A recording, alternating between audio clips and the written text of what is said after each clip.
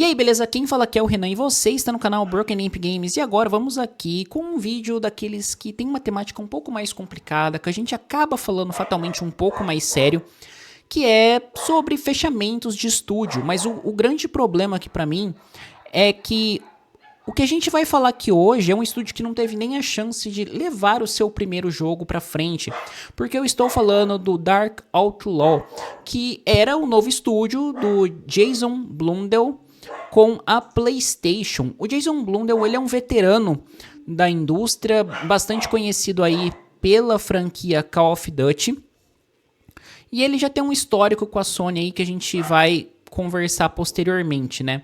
E essa informação foi trazida pelo jornalista da Bloomberg, o Jason Schreiner. Eu nunca sei pronunciar o nome dele, né? Mas então, vambora.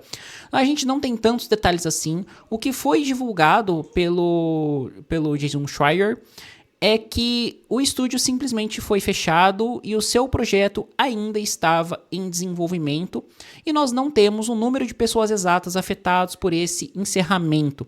É uma coisa que eu acho bastante complicada, que nem eu falei, porque você está mexendo ali com um projeto que muitas vezes demanda um pouco mais de tempo, até mesmo pela própria estrutura que a PlayStation propõe para os seus jogos, né? Então, ela propõe uma estrutura que, em certa medida, eu acho meio maluca e megalomaníaca. E depois ela não tanca segurar esses jogos até o final. E eu digo isso por quê?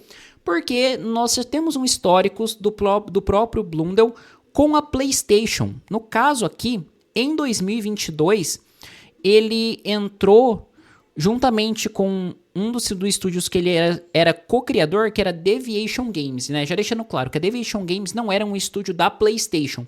Era um estúdio cofundado por ele, que se associou à PlayStation em 2022. Alguns meses depois, ele acabou deixando a Deviation, e em 2024, esse estúdio ele foi encerrado, justamente porque ele tinha um projeto bastante intrínseco com a PlayStation, não tinha mais, digamos que, receita entrando, e simplesmente foi cortado esses laços, né, com a Sony / PlayStation, levando ao fechamento do estúdio. Depois disso, o Blundell entrou nos quadros da PlayStation oficialmente, e ali ele ia levar para frente esse Dark Outlaw.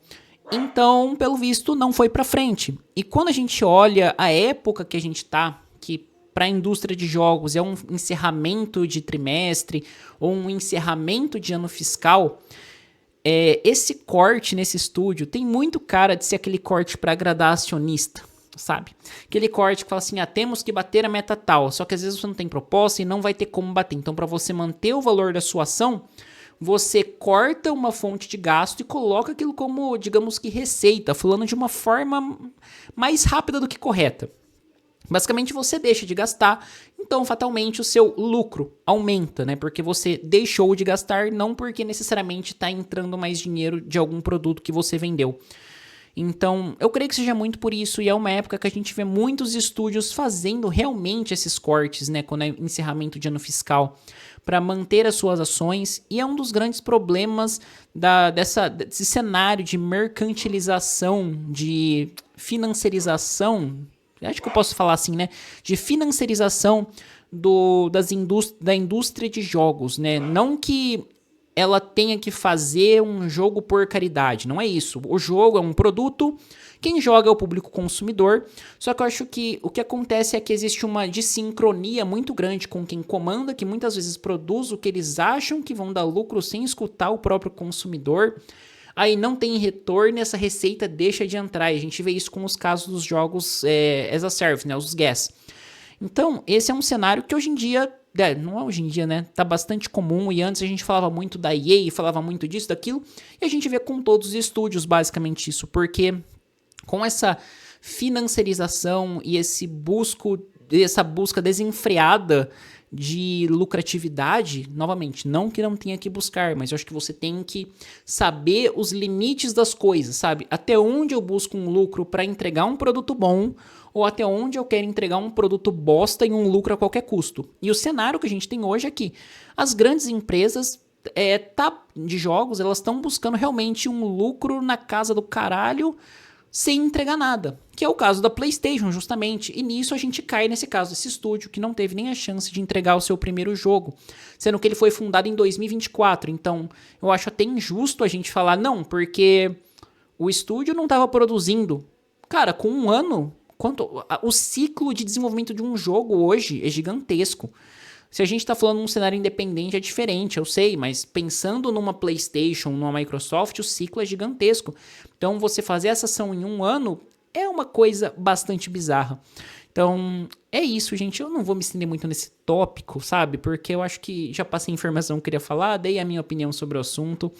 E, pô, infelizmente isso é uma coisa horrorosa que muitas vezes acaba tirando realmente do mercado muitos jogos que poderiam ser interessantes, bem como recentemente a Microsoft cancelou o Perfect Dark, né, o remake, né, do Perfect Dark, que é um jogo que eu acho que seria interessante apresentar para uma nova geração, entraria bem no serviço e tal, mas aí a gente tem situações assim que você fechou o semestre, não, corta esse estúdio, foda-se, lucro, acionista, distribui dividendo e tora o pau.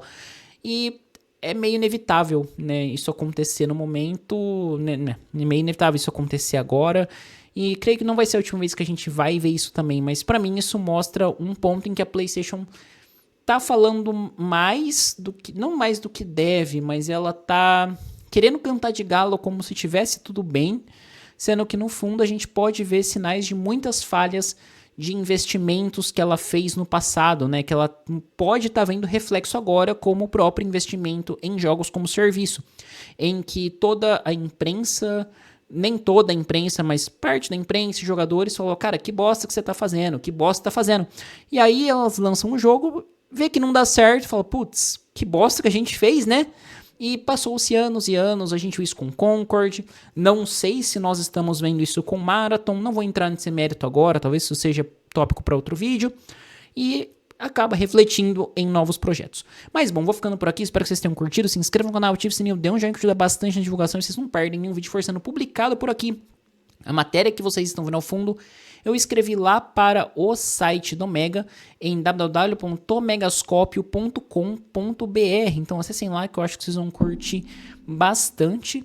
Lá a gente tem bastante textos, não só de notícias, mas também de artigos e reviews. E acho que nem eu falei, vocês vão curtir. E nos comentários falei o que você achou do encerramento Dark Outlaw.